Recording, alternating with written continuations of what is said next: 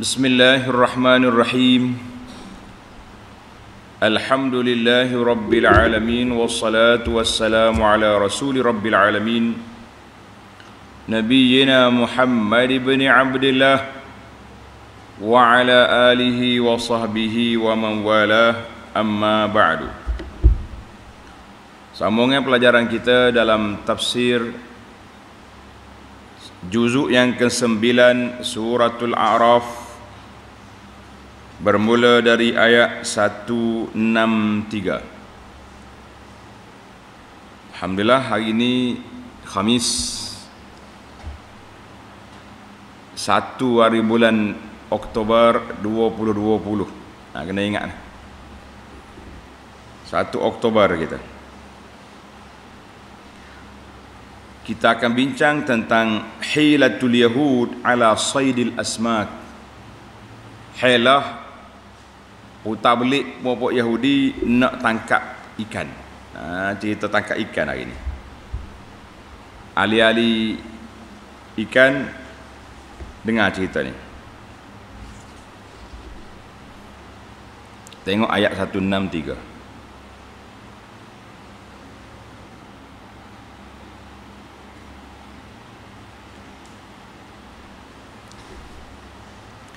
أعوذ بالله السميع العليم من الشيطان الرجيم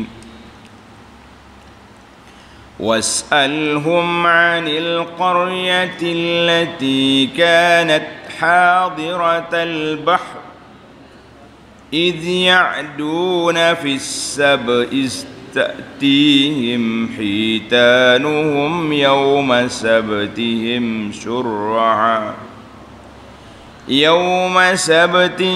شرعا ويوم لا يسبتون لا تأتيهم كذلك نبلوهم بما كانوا يفسقون وإذ قالت أمة منهم لم تعظون قوما الله مهلكهم أو معذبهم عذابا شديدا قالوا معذرة إلى ربكم ولعلهم يتقون فلما نسوا ما ذكروا به أنجينا الذين ينهون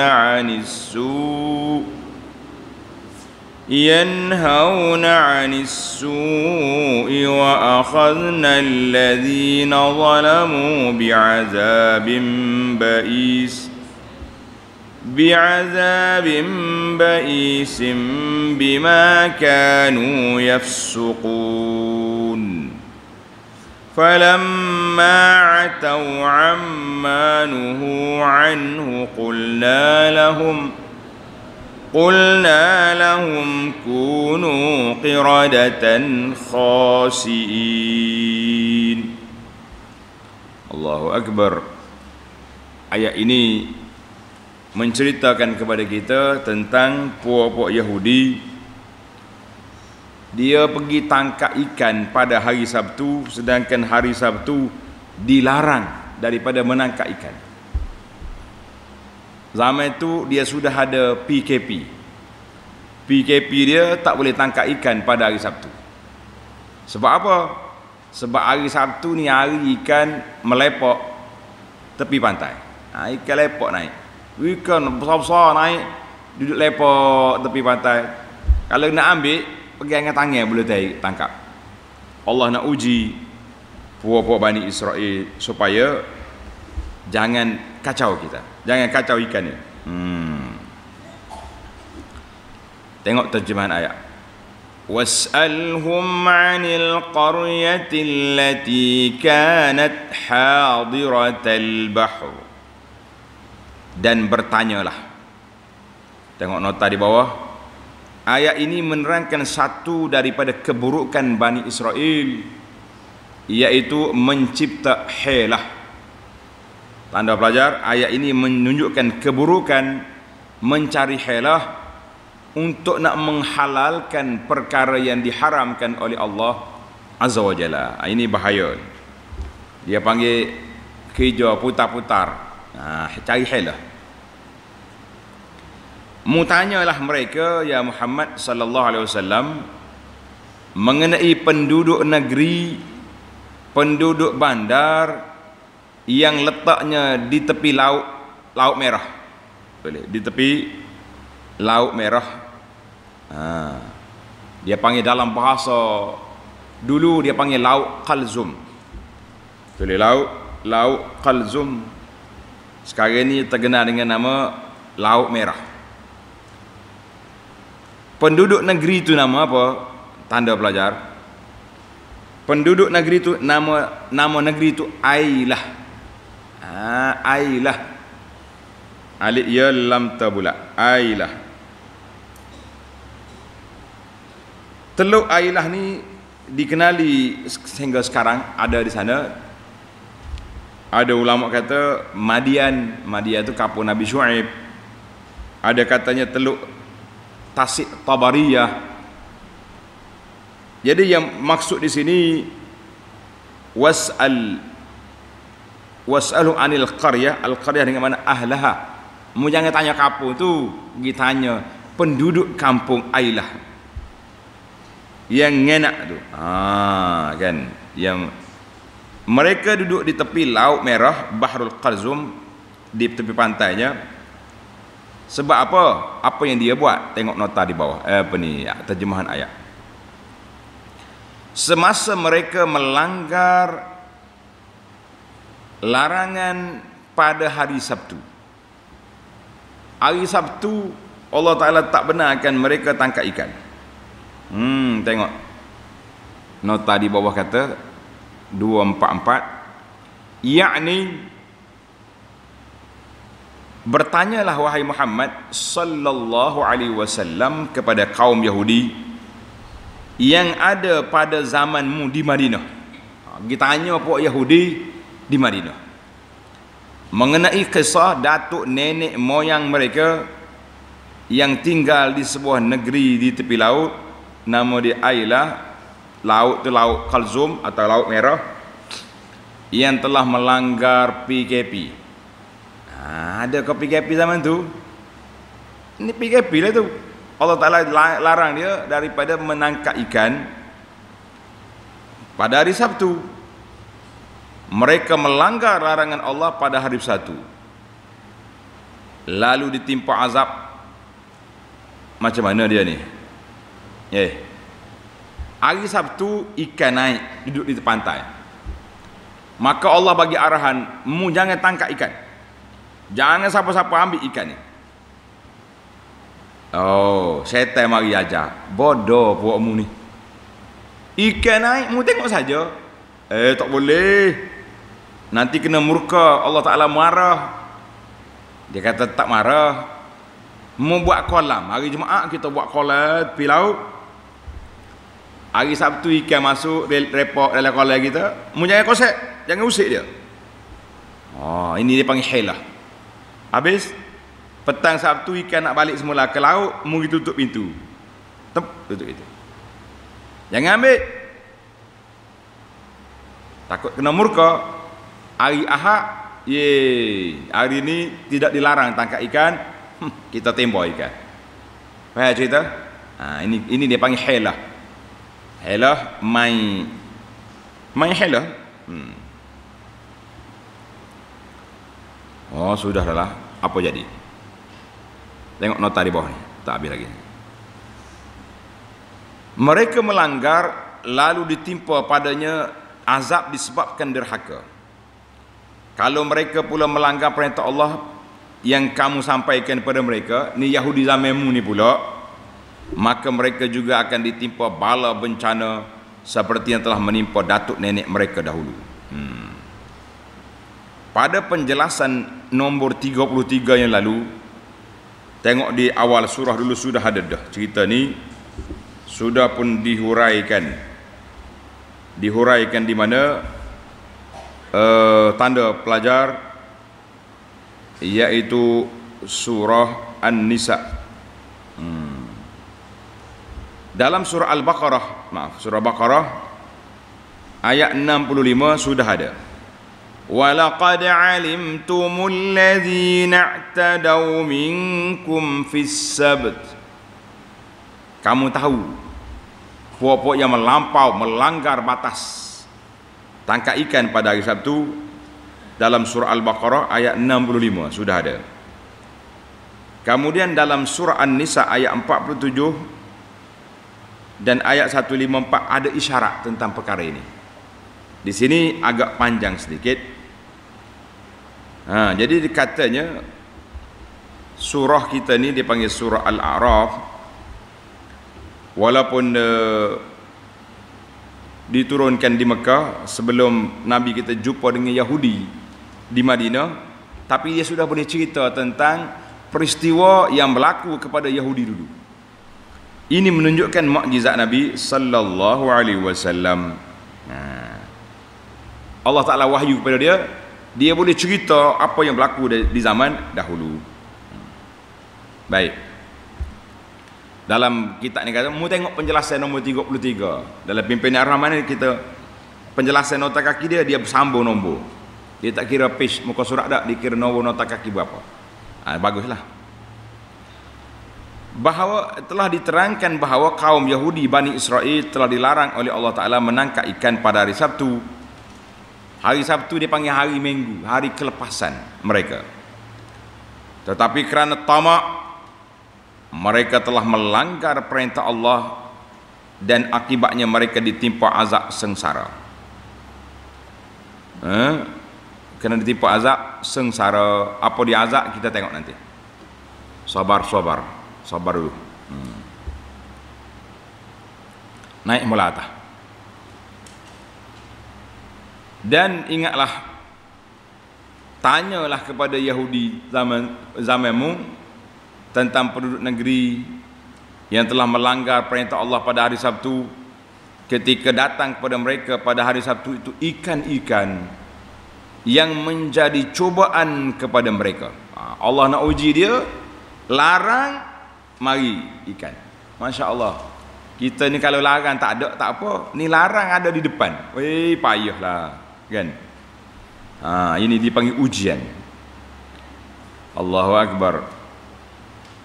Sedangkan pada hari-hari yang lain, ikan itu tidak pula datang kepada mereka. Ikan ini tak timbul, tak muncul pada hari lain. Kadzalika nabluhum bima kanu yafsukun. Demikianlah kami menguji mereka dengan cubaan itu kerana mereka sentiasa berlaku fasik. Walaupun Yahudi ni suka buat benda-benda karut, benda jahat, maka Allah Ta'ala uji mereka dengan perintah-perintah dan larangan-larangan. Tuhan nak tengok hak mana di antara mereka yang baik, yang dengar kata, hak mana di antara mereka yang langgar perintah Allah Azza wa Jalla. Baik. Berapa ramai puak dia ni? Tanda pelajar. Dalam ramai-ramai manusia, tanda ni, ketika berlakunya peristiwa ini berpecah tiga. Masyarakat pada tu berpecah tiga. Kumpulan yang pertama larang, engkar, la taf'alu, jangan buat, nanti Allah Ta'ala murka, Allah Ta'ala itu wazab. Itu kumpulan yang pertama. Yang ni selamat sebab dia engkar, dia larang. Kumpulan yang kedua menentang dengan hati mereka. Jangan, tak baik tu, tak molek tu, kan. Kumpulan yang ketiga hak jahat tu lah, hak pergi tangkap ikan. Baik, kita tengok kumpulan yang ada ni. Mana kumpulan yang pertama siapa? Kumpulan yang menentang. Wa idh qalat ummatum minhum lima ta'izuna qauman illahu muhlikuhum. muhlikuhum aw mu'azzibuhum 'adzaban syadida. Dan ingatlah ketika segolongan di antara mereka berkata, ni pokok orang panggil pelik hak nak menyelamatkan diri ni. Dia panggil duduk diam tak kata apa. Mengapa kamu menasihati kaum yang Allah akan binasakan mereka atau mengazabkan mereka dengan azab yang amat berat?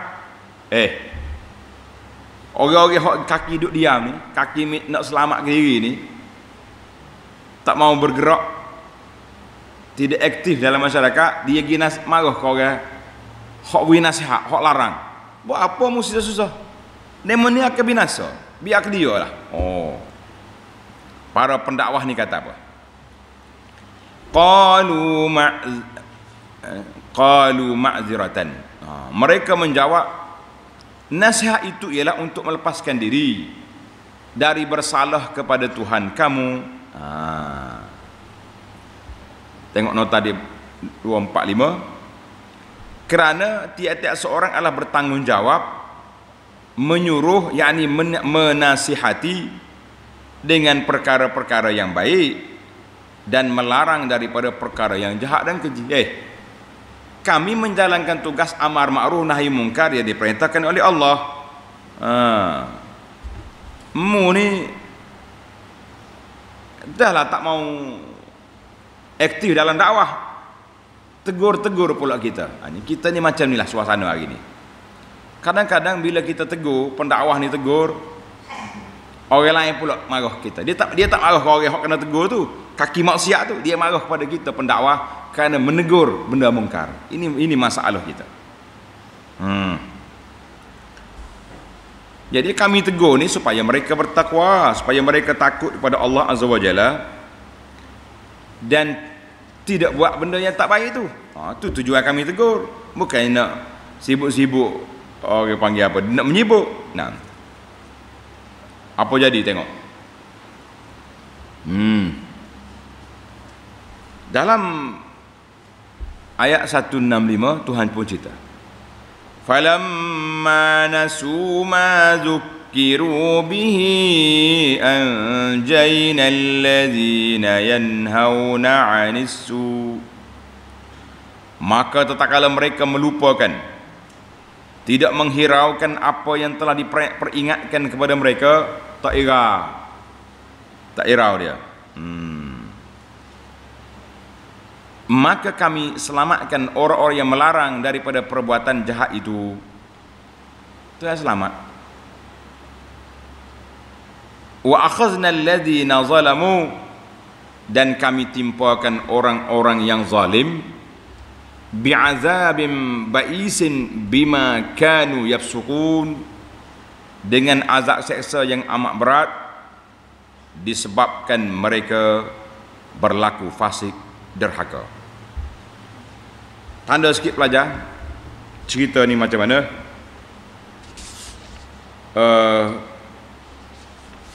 Manusia ni terbagi pada 3 tadi kan. Engkar, diam, mungkar. Mungkar ni hak jahat, hak jawab kerja. Diceritakan bahawa puak-puak Yahudi ni diberi pilihan nak ambil hari besar hari apa. Yahudi ambil hari Sabtu, Nasara ambil hari Ahad, tinggal hari Jumaat. Hari Jumaat boleh kita, alhamdulillah, sebab itulah hari Jumaat ni kita membesarkan hari Jumaat. Maka Allah Ta'ala uji hari Sabtu yang dia besarkan itu, diuji dengan larangan menangkap ikan. Kamu ingatlah benda ni, kalau dah uji Allah Ta'ala mari ikan banyak pada hari itu. Syurra'a, dengan makna timbul. Ikan timbul di pantai, muncul. Bukan sekat timbul, bertelur, gemuk-gemuk ikan. Tengok gerai, tengok, masalah bersena ikan gemuk. Sudah dah lah, tak nampak air, ngongak-ngongak ikan banyak sekali. Lepas pada hari Sabtu tak ada, tergelai gimana ikan. Sudah. Allahu Akbar. Mari iblis pun mari. Ni dia panggil syaitan. Syaitan mari. Dia kata Allah larang ambil ikan hari Sabtu. Kamu jangan ambil. Ini panggil hilah. Tadi kita sebutkan. Hilah dianya pergi buat kolam hari Jumaat. Hari Sabtu ikan mari masuk dalam kolam. Petang Sabtu kita tutup pintu, Ahad kita tembak. Mu tak buat apa hari Sabtu? Pandai dia syaitan. Jadi ada cerita lagi, dia kata dia mula seekor dulu. Dia ambil seekor ikan bawa balik hari Ahad dia bakar ikan. Ui sedap BBQ. Jiran dia apa bau ikan? Wah. Sudah dia kata. Dia pergi nasihat. Bang, sayu'azzibuka Allah. Bahaya mu tangkap ikan hari Sabtu ni. Nanti kena azab. Sudah makan ikan kenyek-kenyek, tengok azab tak mari. Beres. Hari Sabtu depan dia ambil 2 ekor. Terbakar pula, kau sedap. Mula jadi hak minggu pertama tak ada pencicah, minggu kedua ni siapnya BBQ dengan apa dipanggil pencicah hak sedap. Tak ada kena azab apa-apa, beres. Tak ada gapo lah. Minggu yang ketiga, perahu bawa raga angkat, dia makan, dia buat ikan kering, jual. Mereka itu dalam kitab ni, dalam kitab Tafsirul Munir, anda tidak tengok dari sudut riwayat, dia kata wa kanu nahwan min 70,000, ramainya puak-puak tu lebih kurang 70,000 orang. Allahu Akbar, 70,000 orang ni parut apa? Ramainya cerita. Maka penduduk qaryah tu terbagi 3. Orang yang baik-baik larang. Hak larang tu lebih kurang ada 12,000 orang. 12,000. Sulus. Kumpulan hak duk dia pula, bukan sakat duk dia, pergi tegur pendakwah pula. Lima ta'izuna qaumalillah. Sibuk apa awak duduk nasihat-nasihat? Biar ke dia, biarnya mampu gilah. Kalau bahasa orang kasar. Biarnya mampu gilah, mampuslah. Jadi kumpulan hak yang akhir tu kumpulan hak jahat. Falamma yantahu, bila hak pendakwah tengok mereka ni tak dengar, mereka kata kami tak akan duduk di sini. Tak sedok dah sini negeri ni, sebab dia yakin bala akan turun. Pada waktu itu mereka bagi 2, buat tembok di kampung ni. Hak ni buat jahat duduk sini, alik ni orang-orang baik duduk sebelah ni. Wala'anahum Daud, Nabi Daud laknat mereka, jangan. Lu'inu ala lisani Daud wa Isa bin Maryam, kan? Mereka dilaknat melalui lidah Nabi Daud sebab mereka tu tak dengar kata, dan juga atas lidah Nabi Isa. Maka orang-orang yang selamat tu, selamatlah dia, alhamdulillah. Tengok ayat. Falamma atau amma nuhu anhu qulna lahum kunu qiradatan khasiin. Maka tatkala mereka berlaku sombong, takabur, tidak mengambil hirau dengan larangan dan teguran kepada apa yang telah dilarang mereka melakukannya, apa jadi hukuman? Ya Rabb, na'udzubillah. Allah kata, kunu qiradatan khasiin. Jadilah kamu semua kera yang hina. Ya Allah, Tuhan jadi kera kereng-kereng yang buat dia tu. Telah diterangkan mengenainya pada penjelasan nombor 34. Tok saya ni tak mau ulang dah kali. Dia jadi apa? Jadi kera. Tukar jadi monyet, keruh-kerah duduk main. Jadi monyet abirah. Tak payah kita tengok dalam zoo. Na'udzubillah. Ada setengah kata, yang muda-muda jadi monyet, syuyukh, orang tua-tua dia tu jadi babi. Wallah. Tapi dalam ayat Quran tu saya kata kunu qiradatan khasiin. Mereka telah menjadi monyet, kera yang hina. Az-Zahir di kalangan jumhurul mufassirin mengatakan bahawa mereka betul-betul tukar jadi kera. jadi monyet habis. Monkey. Kalau Darwin kata orang jadi monkey, kata mula jadi monkey je tak payah kita, kan. Ada juga sebagai ulama tafsir kata seperti Mujahid, dia kata asbahu kal qiradah fi su'id. Dia jadi kera dalam perangai dia tu, duduk main lopak sana lopak sini macam kera. Jadi kita kata Allah Ta'ala Maha berkuasa. Jadi kera beberapa hari, kemudian dia mati. Habislah kera tu, episodnya habis situ ya. Kera-kera hok duk pakai buah pisang kita tu. Tu bukan hak mari daripada kaum yang kena laknat. Ni kera lain, kera nakal duk pakai pokok. Oh, duk pakai pokok. Habis pokok-pokok orang menananya konsep dia. Nak kata apa?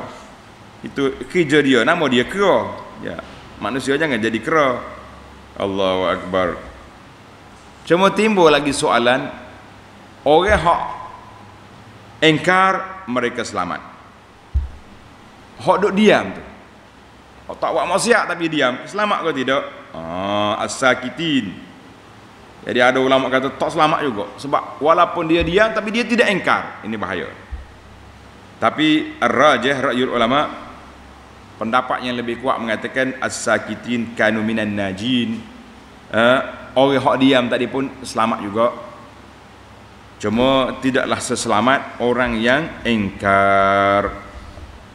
Tanda pelajar ayat ini menunjukkan bahawa Nabi kita menceritakan kepada kita tentang peristiwa yang berlaku zaman dulu.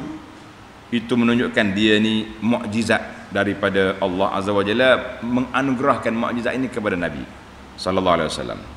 Yang kedua, terbatalnya hilah. Perbuatan hilah ni bukan semua boleh dipakai. Ini ada dalam kitab dipanggil al-hiyal asy-syar'iyyah. Hilah mengikut syarak, nak melepaskan hak tu halang kita kona-kona jadi boleh. Sebahagian daripada ulama mempertikaikan tentang hukum bai'ul inah. Tahu bai'ul inah? Bai'ul inah ni kita beli barang berhutang, lepas tu kita pergi jual dengan cash, mana kita beli duit segera, tapi kita bayar dengan berhutang, mana dengan bayar dengan harga lebih. Lepas tu dia panggil bai'ul inah ni, ramai ulama mengatakan haram sebab dia tu hilah untuk nak mengharuskan riba. Ini bahaya ni. Dalam sejarah ikan ni, tanda pelajar, cerita ikan besar. Tulis. Dengar cerita ni. Cerita ni riwayat dia nya yang ana terima lah daripada tuan-tuan guru kita belajar di pondok, banyak menceritakan kisah ikan besar. Kisah ni untuk apa? Dia panggil kisah ini untuk pengajaran, i'tibar, supaya kita jangan jadi lagu ni. Dengar cerita. Seorang ni dia pergi tepi laut. Dia pergi tepi laut. Tiba-tiba dia jumpa ikan besar. Besarlah ikan ni. Mulut dia nganga, boleh masuk dalam. Bahaya ni ikan ni. Dari mati dah ikan tu. Masuk dalam pun tak apa. Nah, lubang mata dia tu kita boleh main sembunyi-sembunyi dalam tu. Besar. Jadi dia pun pakak gini kita tak boleh makan ikan ni, besar sangat ni. Kita pergi tanya tok guru kita dulu, ustaz kita.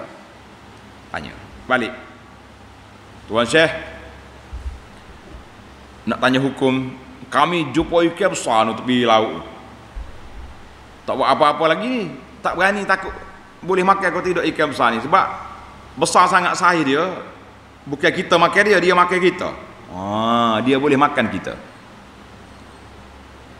Tok guru kata, ikan besar mana boleh makan? Haram, tak boleh makan.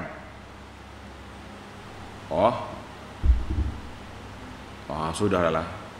Rugilah kita, ikan tak boleh makan. Besar apa? Takkan nak main bodoh gitu, tengok. Tuan Syekh, minta maaf, tanya sekali lagi. Kami ni, orang panggil nelayan-nelayan yang bertemu ikan ni, mesyuarat dah tadi. Dia kata, Tok, kata mesyuarat apa? Kami mesyuarat, kalaulah halal ikan ni, kami nak bagi ke Tok Guru sikit. Sudah. Bunyi lagu tu dengar ni. Nanti tu kita tengok kitab lain, takut ada lagi hok tok tengok kitab dia. Masuk tak ada apa minit dalam rumah dia, keluar mari. Wallah, alhamdulillah. Oh, halal ikan boleh makan walaupun dalam laut besar. Pasal nak boleh ke dia sikit. Moral cerita, tanda apa? Moral cerita ni apa dia? Moral ceritanya kita dalam bab hukum halal haram, jangan duk main keluk-kelek. Kalau benda tu haram, tegaslah benda ni haram. Tak usah duduk main helah kona mari. Itu yang pertama. Yang kedua, kita jangan cepat meletakkan hukum dalam perkara yang kita tidak jelas. Tak jelas halal atau haram, jangan kata haram lagi, tunggu dulu. Kalau tidak jadi lagi tadi, sekali orang bantah kita, sudah. Yang ketiga, kita jangan jadi penjual agama, keluk-kelek dalam hukum kita. Nah, sekali halal, sekali haram, sekali harus, sekali duk main begitu, maka itu bahaya. Yang keempat, ada di kalangan orang-orang yang ada ilmu ni kadang-kadang terpedaya dia, terperangkap dengan mainan syaitan. Seperti dalam kumpulan Bani Israel ini terbagi tiga, yang larang, yang diam, yang jahat. Kemudian di antara lagi dia panggil ibtal saddu zara'i, menyekat pintu-pintu kemungkaran, itu dia panggil kena ada. Dan apa ni yang keberapa tu, wajib amar ma'ruf nahi mungkar, kita kena jalan tugas. Demikianlah azab Allah Ta'ala tu, dia datang berperingkat-peringkat. Bani Israel ni teruk benar dia. Mula-mula dia kena kenak kau pokok Babylon, kemudian kena kenak kau pokok Nasara, kemudian macam-macam, ada yang bertukar rupa jadi babi, jadi kera. Azab di akhirat pula tak lepas-lepas, na'udzubillah. Habislah cerita ikan. Nak tengok contoh satu lagi, betapa besarnya kesalahan Bani Israel ini. Sampai peringkat Allah Ta'ala angkat bukit Torsaina nak letak kepala dia. Boleh dia tidak mengaku beriman. Bukit atas kepala. Katanya cerita ni dalam kitab-kitab ceritalah, mungkin Israeliat. Dia kata dia tengok gitu ya. Sebelah mata tengok bukit, sebelah mata tengoklah ke bawah. Maknanya tidak begitu yakin dia dengan tengok bukit jatuh tak kepala lah, tengok bukit apa. Baik, kita baca sekejap. Ayat 61-67. Wa ista'adzana rabbuka la yab'asanna 'alaihim ila yaumil qiyamati man yasumuhum su'al 'adzab inna rabbaka lasari'ul 'iqabi wa innahu laghafurur rahim. Dan ingatlah wahai Muhammad sallallahu alaihi wasallam, tatkala Tuhan memberitahu bahawa sesungguhnya ia akan menghantarkan kepada kaum Yahudi itu terus menerus hingga hari kiamat kaum-kaum yang akan mengenakan mereka dengan azab sengsara yang seburuk-buruknya disebabkan kejahatan dan kekufuran mereka. Jadi puak Yahudi ni bertindai-tindailah azab dia kan. Ambil daripada su'al azab, mereka kena tawan, kena igat. Maka Allah Ta'ala hantar bagi Nabi Sulaiman, dia selamat. Kemudian lepas pada itu puak-puak Babylon yang majusi dengan pimpinan Bukhtanasar, tawan mereka jadi hamba, kena pula. Lepas tu mari pula puak-puak Nasara, kemudian mari orang Islam. Zaman kita ni mari puak-puak Jerman, Almania, tangkap mereka. Jadi kita jangan bimbang lah. Kalau kita nampak puak Yahudi lah ni nampak macam berkuasa, duduk di Baitul Maqdis, duduk di Palestin hari ni, dia pergi berkumpul di sana untuk memudahkan orang Islam akan bunuh mereka di akhir zaman. Sebagian dalam hadis Nabi sallallahu alaihi wasallam, orang muslimin akan bunuh Yahudi di Palestin walaupun mereka sembunyi. Ada sembunyi balik ke pokok akan bercakap, ya muslim, hadza yahudiyun khalfi fa ta'ala faqtulu. Orang Islam, belakang aku ni ada Yahudi, mari bunuh dia. Kecuali sebatang pokok nama dia Gharqad. Pokok Gharqad ni tali baru Yahudi, dia tak mau cakap. Allahu akbar. Tengok ni. Buat Yahudi lagu itulah sampai ke hari kiamat mereka akan diseksa. Disebabkan kejahatan dan kekufuran mereka, sesungguhnya Tuhanmu amat cepat azab seksanya, dan sungguhnya ia juga amat pengampun lagi amat mengasihani. Itu sifat Allah Ta'ala. Hak tak dengar kata dia azab, ia dengar kata Allah Ta'ala rahmat. Tengok ayat 168. Wa qatta'nahum fil ardi umama minhumus salihuna wa minhum duna dhalik وَبَلَوْنَاهُمْ بِالْحَسَنَاتِ وَالسَّيِّئَاتِ لَعَلَّهُمْ يَرْجِعُونَ. Dan kami pecah-pecahkan mereka kaum Yahudi itu berpuak-puak dan bertaburan di merata-rata dunia ini. Betul lah, Yahudi ini merempak sana sini, dia tak ada negara. Tiba-tiba puak-puak orang putih penjajah ambil Syam, nak bagi negara Palestin kepada mereka.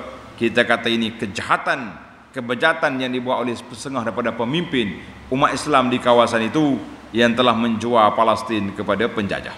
Nah, tengok, di antara mereka ada yang saleh, yaitu orang-orang yang tetap beriman pada nabi-nabi sesudah Nabi Musa sehingga kepada Nabi Isa alaihissalam, dan juga yang beriman pada Nabi kita Muhammad sallallahu alaihi wasallam, seperti Abdullah bin Salam dan kawan-kawan dia, Tamim Ad-Dari dan lain-lain lagi.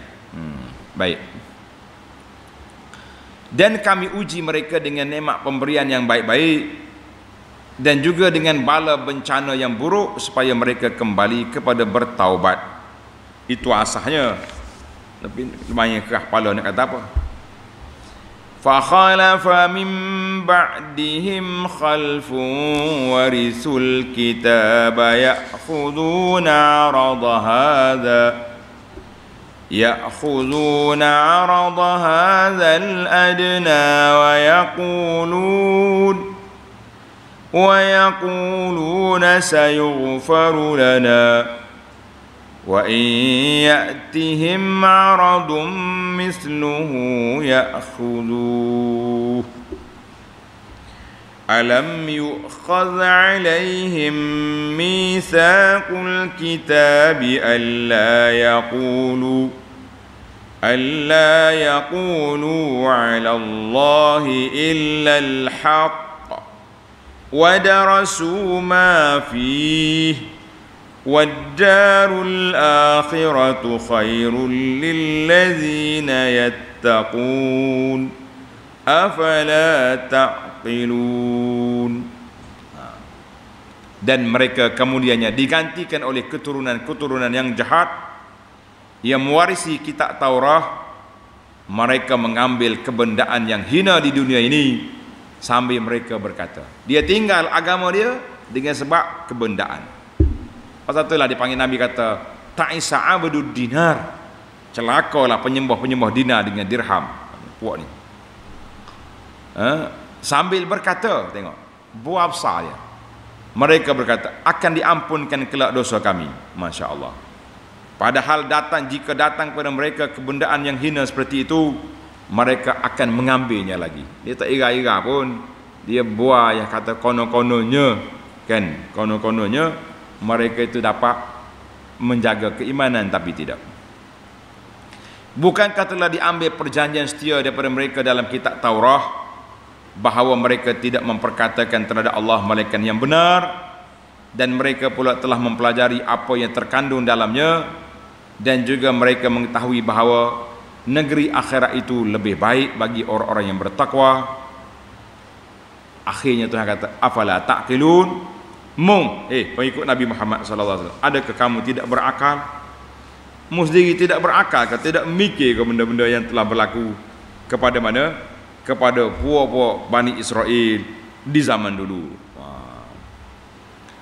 Tengok ayat yang ke-170.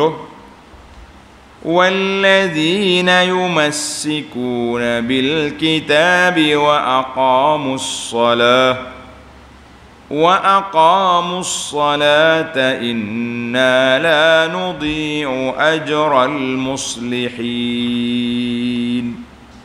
Allahu Akbar. Itu dia panggil belah kan? Dan orang-orang yang berpegang teguh dengan kitab serta mendirikan salat, sesungguhnya kami tidak akan menghilangkan pahala orang-orang yang berusaha memperbaiki keadaan hidupnya. Jadi orang baik-baik Allah Ta'ala akan beri kepada kita apa? Kehidupan yang baik. Jadi puak-puak Yahudi ni setara mana kerah kepala dia, setara mana apa ni gedebelnya dia.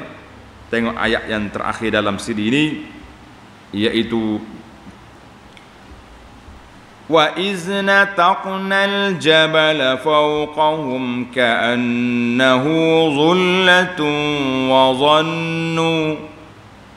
dhannu annahu waqi'un bihim khudhu ma atainakum biquwwah wadhkuru ma fihi la'allakum tattaqun. Dan ingatlah wahai Muhammad sallallahu alaihi wasallam, tatkala kami mengangkat gunung Tursena ke atas kepala mereka. Allah Ta'ala suruh dia perintah, dia tak dengar, malaikat mari zuk sodok ambil gunung Tursena akak tu atas kepala.